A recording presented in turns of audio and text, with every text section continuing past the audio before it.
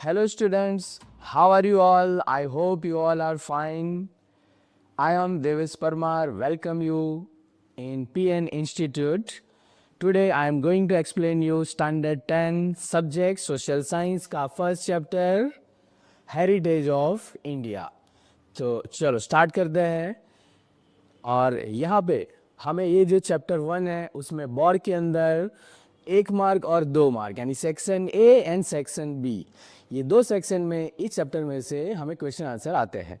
तो हमें वो ध्यान रखना है, जो छोटी छोटी बातें हैं, छोटे छोटे पॉइंट्स है, वो भी हमें इसमें ध्यान रखने पड़ेंगे। Okay, so let's start chapter 1।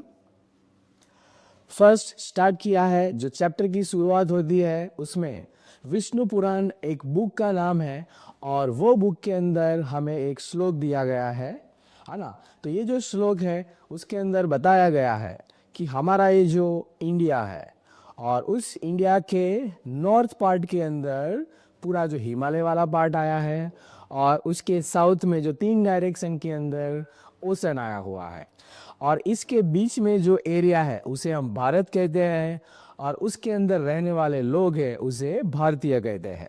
तो इस तरह से ये श्लोक दिया है, उसका एक्सप्लेनेशन है। तो कई बार ये ऐसा क्वेश्चन भी 2 मार्क में आ सकता है ना, कि भाई ये जो श्लोक है उसमें क्या बताया गया है। तो हमें ये सारी बातें उसमें हम लिख सकते हैं कि नॉर्थ में जिसके हिमालय है, साउथ में जिसके ओशन आया हुआ है और वो दो बीच के अंदर जो पार्ट है, जो एरिया है, उसे हम भारत कहते हैं। उसके अंदर रहने वाले लोग भारतीय है। Okay, understand? Okay, next point. अभी जो हमारा इंडिया है उसके बहुत सारे अलग अलग नाम दिए गए हैं, जैसे कि भारतवर्ष, भारत खंड, जम्बू द्वीप, आर्यवर्त। तो ये सारे नाम से हमारा इंडिया जो है वो पहले जाना जाता था। कोई भी ऑस्पिशियस सेरेमनी है तो उस टाइम पे हम ये सारे नाम बोलते थे और उसको हम याद करते थे, है ना। वो आपने रामायण का गाना भी सुना होगा, जम्बू द्वीपे भारत खंडे आर्यावर्ते, है ना। ऐसा एक गाना आपने शायद रामायण की सीरियल में सुना भी होगा। यस, तो ये सारे नाम हमारे भारत के हैं। तो हम 1 मार्क में ये क्वेश्चन याद कर सकते हैं, है ना, कि अगर हमें ये पूछा जाए कि वे इंडिया के दूसरे कौन से नाम है तो ये है। नेक्स्ट, हमारा जो कंट्री है उसको एक नेचुरल गिफ्ट मिला है। ये जो एक नेचुरल बाउंड्री हमारी बनती है, जैसे वो श्लोक में बताया कि हमारे नॉर्थ में हिमालय है तो वो हमें प्रोटेक्ट करता है, 3 साइड हमारा ओशन है। तो इस तरह से हमें एक नेचुरल बाउंड्री इंडिया को मिली है। तो ये भी एक गॉड गिफ्ट हम कह सकते हैं कि ये देवों का और अवतारों का एक देश हम कहते हैं। तो उसी तरह से यहाँ पे भगवान ने हमें ये नेचुरल बाउंड्रीज भी दी है।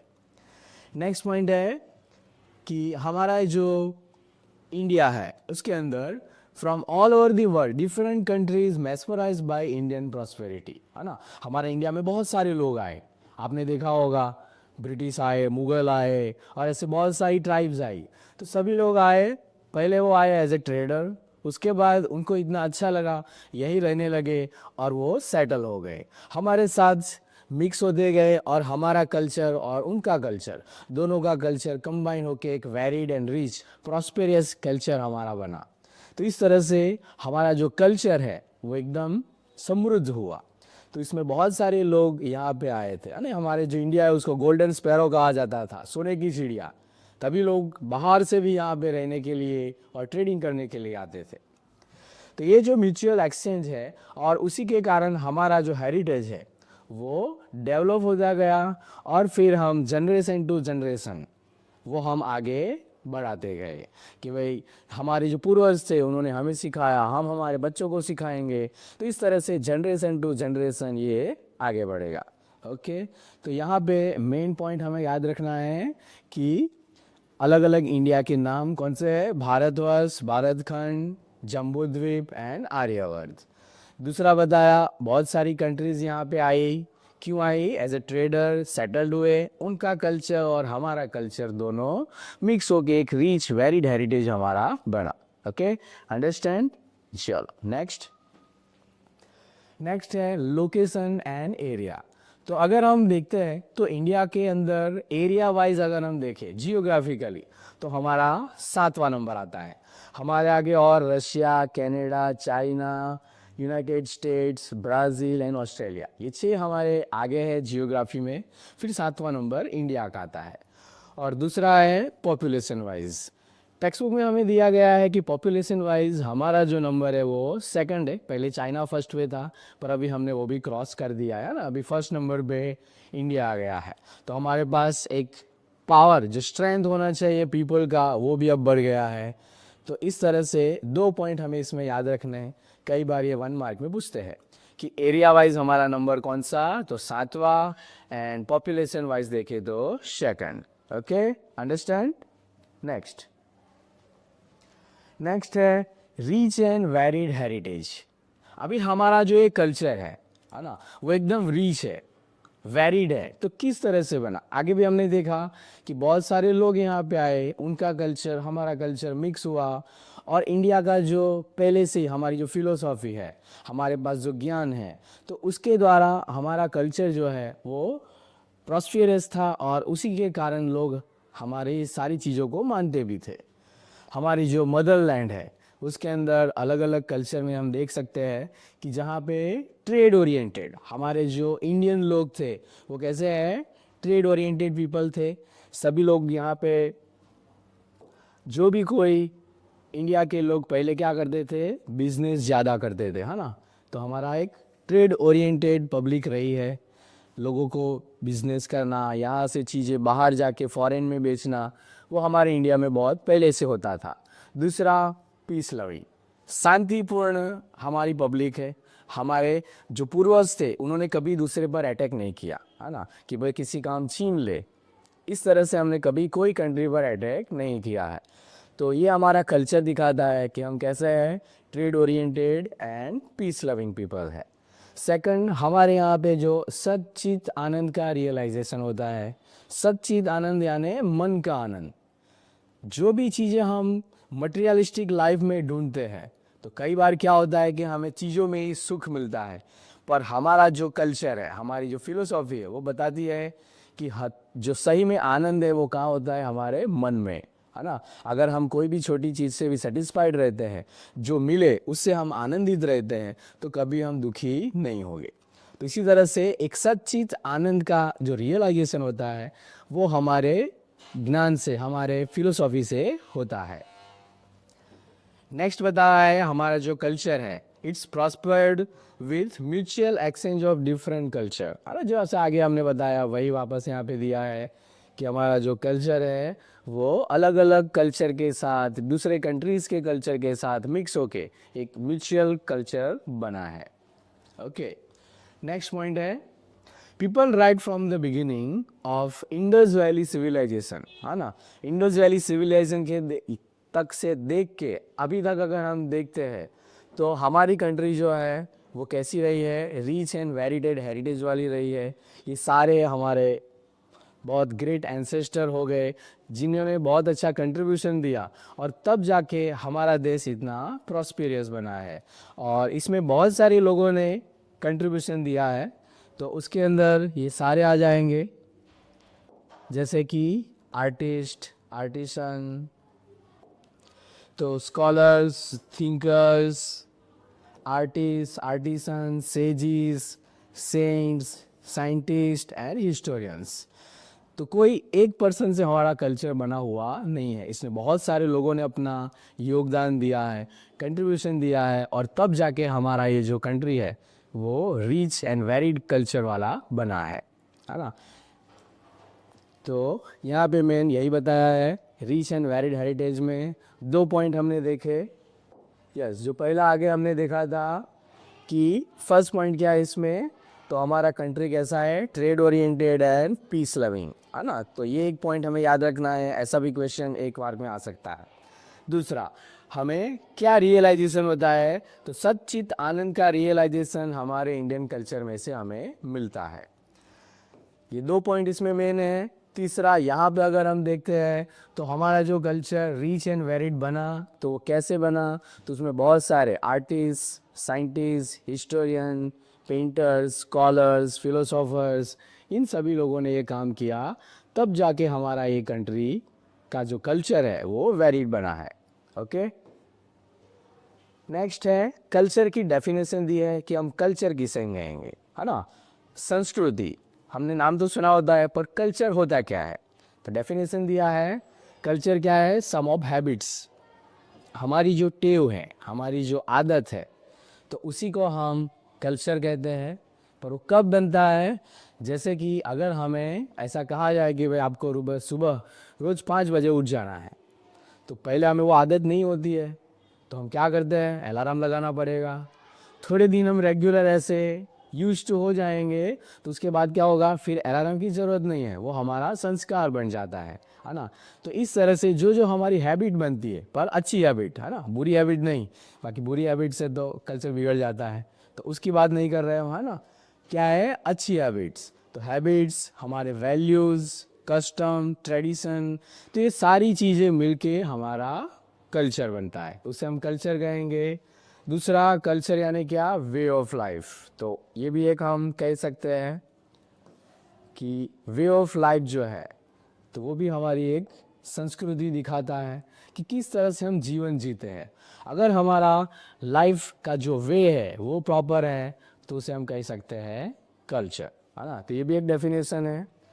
तो हम 2 डेफिनेशन यहाँ पे देख सकते हैं कल्चर के बारे में। एक बताया है some of habits, values, custom, tradition, और ये सारी चीज़ें मिलके हमारी जो ह्यूमन लाइफस्टाइल है उसको वो प्रॉपरली गाइड करता है। सेकंड हम कह सकते हैं वे ऑफ लाइफ। वापस यहीं पर सेम पॉइंट दिए है कि जो जो हमारे हैबिट्स एंड ट्रेडिशन बनता है और एक अच्छी लीडिंग लाइफ हम कर सके, उसे हम कल्चर कहेंगे। ओके, नेक्स्ट है कल्चरल हेरिटेज ऑफ इंडिया। अभी जो हमारा हेरिटेज है, हेरिटेज किसे कहेंगे? वारसो जैसे हम कहते हैं, है ना। तो हेरिटेज यानी valuable gift from our fore father to us. तो जो जो चीज़ें हमें हमारे एंसेस्टर, पूर्वजों से मिला हुआ है एज ए गिफ्ट, है ना, हमने तो कोई मांगा नहीं था, पर उन्होंने वो दे के गए हमें, तो वो सारी चीज़ें हमारे हेरिटेज में आएगी। अब ये जो हेरिटेज है उसमें, इसके कॉन्टेक्स्ट में अगर हम देखते हैं तो 2 टाइप के हेरिटेज हमारे पास है, एक नेचुरल हेरिटेज एंड दूसरा होता है कल्चरल हेरिटेज। तो 2 हेरिटेज हम यहाँ पे आगे देखेंगे, उसमें क्या क्या पॉइंट दिए गए हैं वो भी देखेंगे। ओके, तो फर्स्ट पॉइंट है नेचुरल हेरिटेज ऑफ इंडिया। इसके अंदर बताया गया है कि जो नेचर और ह्यूमन का जो रिलेशनशिप है, एक क्लोज रिलेशनशिप रहा है पहले से ही, उसके बिना हम जी नहीं सकते हैं, है ना। जो भी चीज़ें हमें मिलती है वो नेचर से ही मिलती है। एक यूनिक एंड वेरिड हमारा नेचर हेरिटेज देख सकते हैं इंडिया के अंदर, कितनी सारी हमें मिलती है, सारी चीज़ें जो नेचर से मिलती है, तो ये सब दिया गया है। Mountain, forest, desert, river, streams, है ना। तो जो जो चीज़ें हमें नेचर से मिलती है वो सारा इसमें आएगा नेचर हेरिटेज के अंदर। नेक्स्ट पॉइंट दिया गया है यहाँ पे कि हम क्या कह सकते हैं? Children of nature. ऐसा भी क्वेश्चन 2 मार्क में कई बार आता है कि we are children of nature, explain, कि भाई किस तरह से हम नेचर के चिल्ड्रन कहे जा सकते हैं। तो इसमें हम ये सारे पॉइंट लिख सकते हैं कि नेचर ने हमारी लाइफ के लिए एक अच्छे से अरेंजमेंट करके दिया है। अगर हम देखते हैं कि भाई हमारे माँ बाप हमारे लिए कितना अरेंजमेंट करते हैं, है ना, सभी हमें जो जो चीज़ें चाहिए सब देते हैं, ऐसे ही बेसिक जो चीज़ें हैं ह्यूमन लाइफ के लिए और सस्टेन करने के लिए, like food, water, then fresh air, dwelling together, our all needs, तो सारी जो चीज़ें हैं, हवा, पानी, ये सारी चीज़ें हमें नेचर से मिलती है। तो इसलिए हम कह सकते हैं कि we are the children of nature.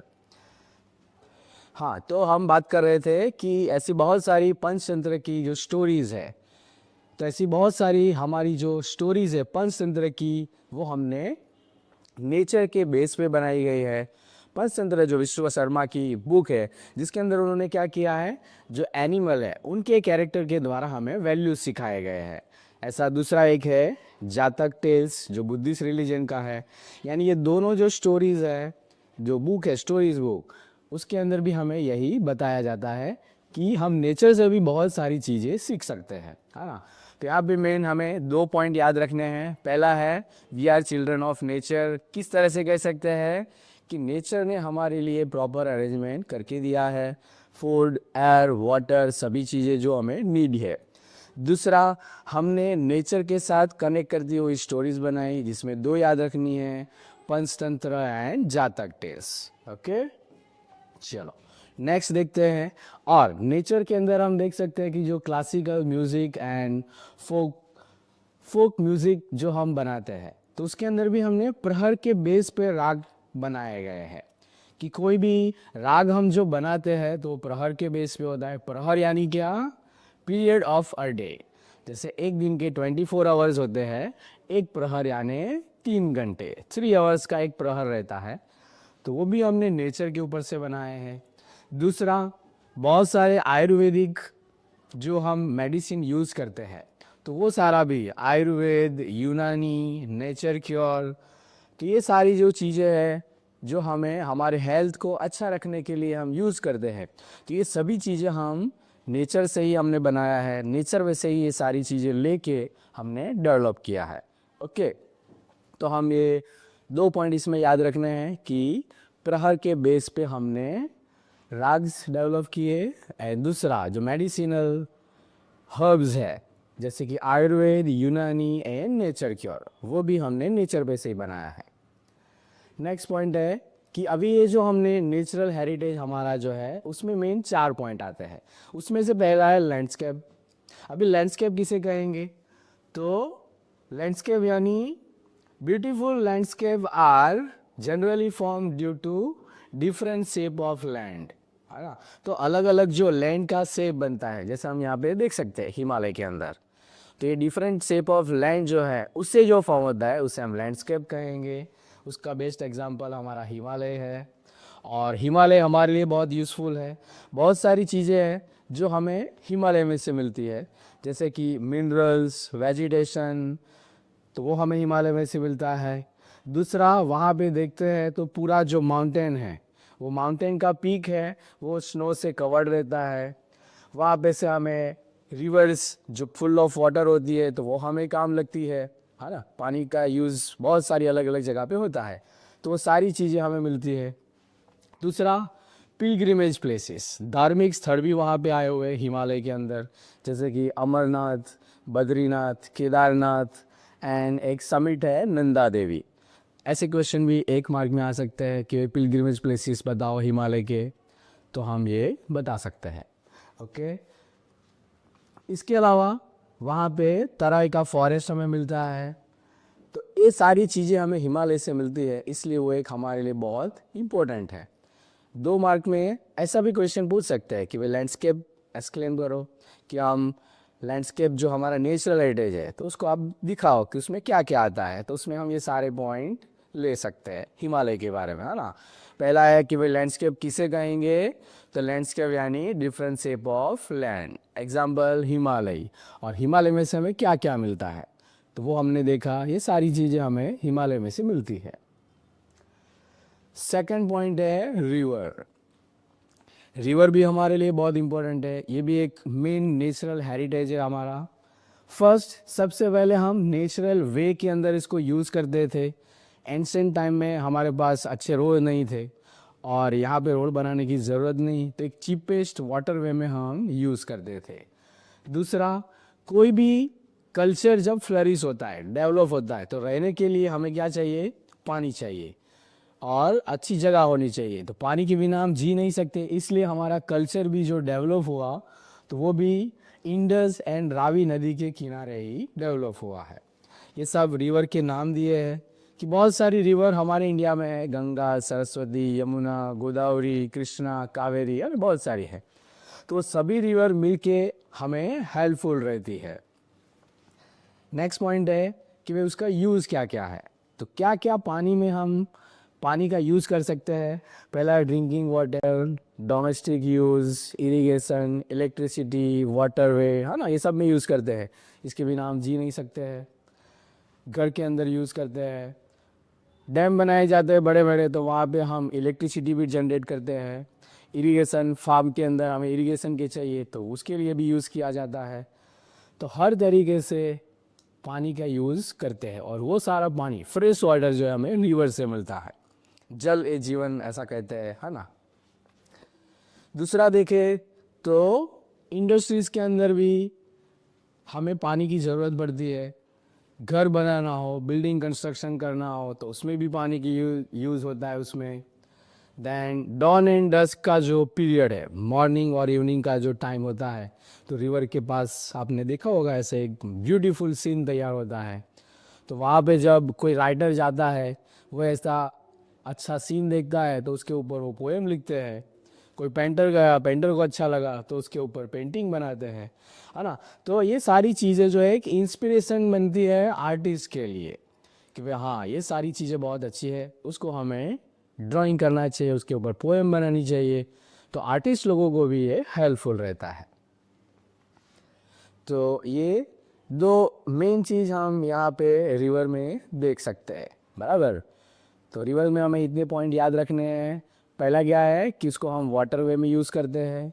दूसरा, रावी एंड इंडस नदी के किनारे हमारा सिविलाइजेशन डेवलप हुआ।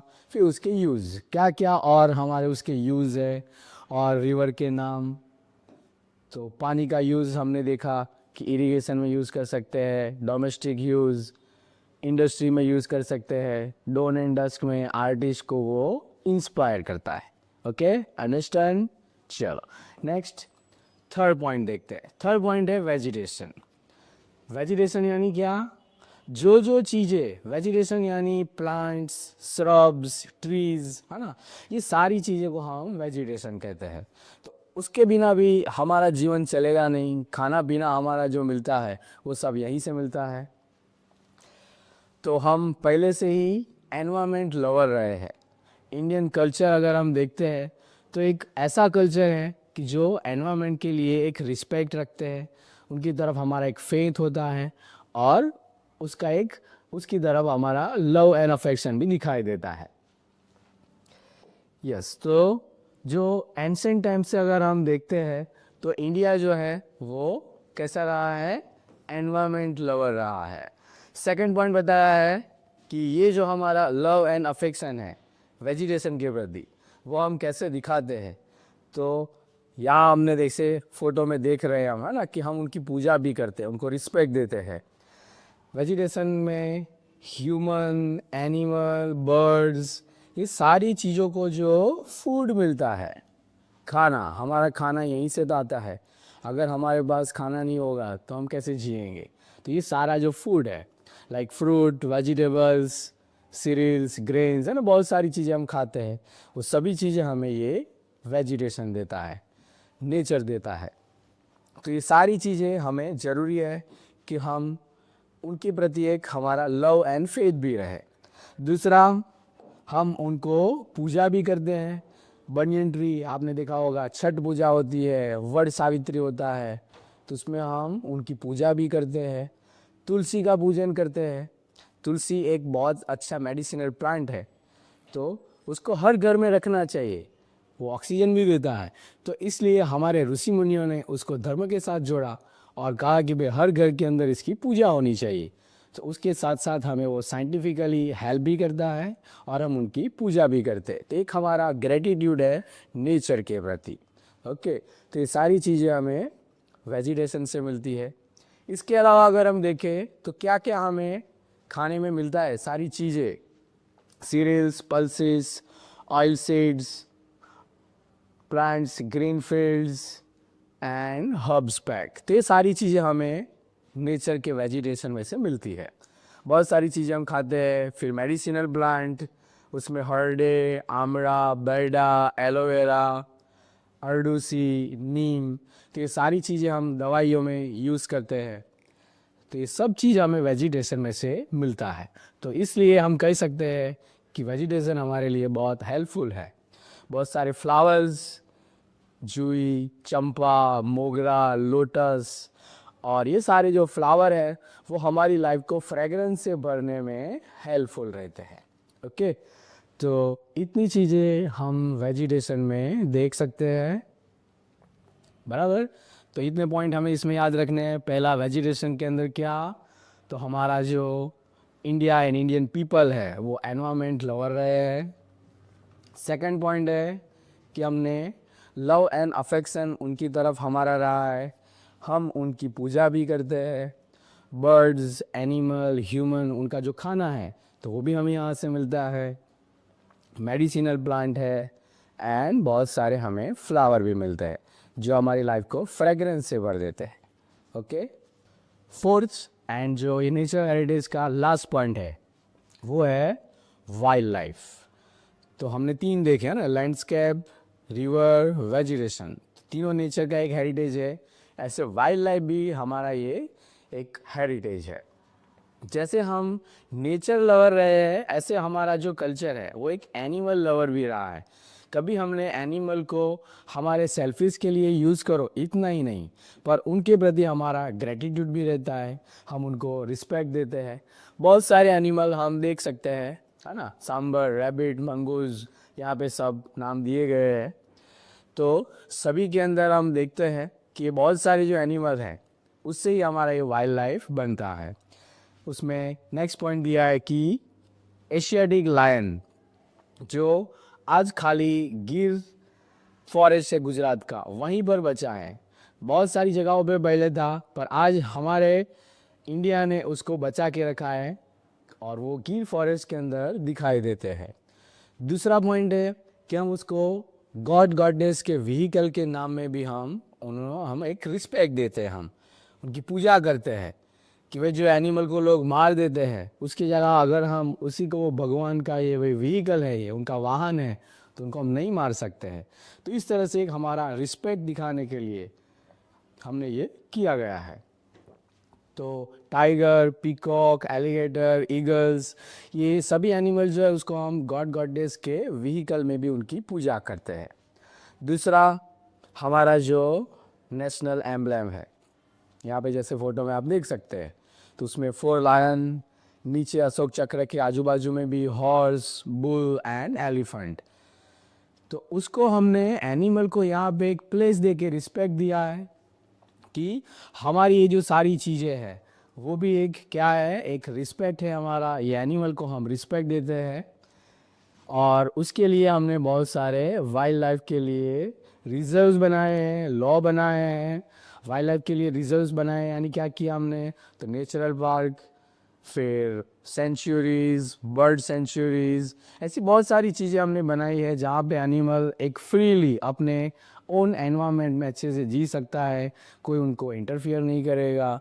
तो ये सारी चीज़ें हमने की, उनके लिए स्पेशली लॉ बनाए कि भाई किसी को मारना नहीं है एनिमल को, और जो भी एनिमल को मारता है तो उसको पनिशमेंट भी मिलती है। तो इस तरह से वेजिटेशन के अंदर भी हम उनको रिस्पेक्ट देते हैं, ओके, एनिमल को, है ना। तो इस तरह से हमने एनिमल को भी रिस्पेक्ट दिया। तो ये 2-4 पॉइंट जो है वो हमें इसके लिए याद रखने हैं। फर्स्ट पॉइंट हमने देखा वेजिटेशन में क्या, सॉरी वाइल्ड लाइफ में, कि हम नेचर लवर है, ऐसे हम एनिमल लवर भी है। फिर बहुत सारे एनिमल के नाम हैं।